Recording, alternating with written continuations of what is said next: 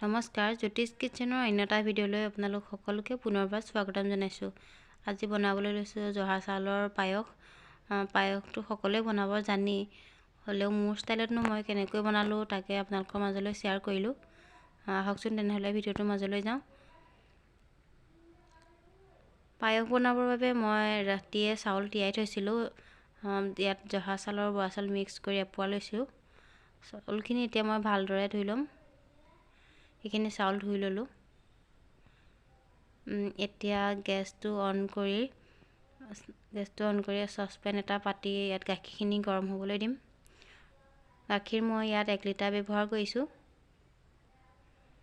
যিহেতু চাউলখিনি সম্পূৰ্ণ গাখীৰতে সিজাম, এয়া গাখীৰখিনি অলপমান উতলিবলৈ দিম। উতল অহাৰ পাছত মই যিখিনি চাউল ধুই থৈছিলোঁ সেয়া ইয়াত দি দিম এতিয়া।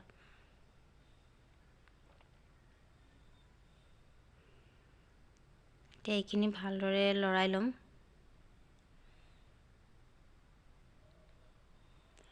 গাখীৰখিনি সঘনাই লৰাই থাকিব, নহ'লে তলত লাগি ধৰিব চাউলখিনি।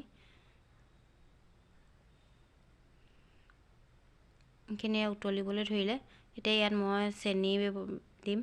1.5 কাপ চেনি ব্যৱহাৰ কৰিছোঁ মই। চাহ খোৱা কাপেৰে 1.5 কাপ। এইখিনি আকৌ ভালদৰে মিক্স কৰি লৈছোঁ।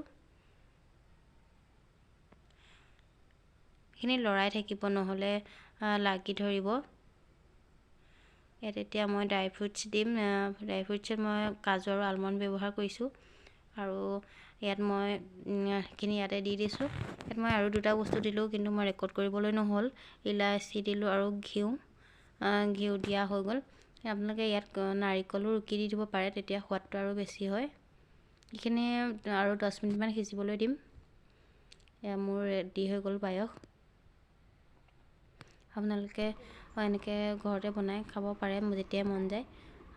যদি ভিডিঅ'টো চাই ভাল পালে তেনেহ'লে চেনেলটো ছাবস্ক্ৰাইব কৰি দিব আৰু কাষত থকা বেল আইকনটো প্ৰেছ কৰি দিব, যাতে মই আগলৈ দিয়া ভিডিঅ'খিনি আপোনালোকে যাতে সহজে পাব পাৰে। Thank U.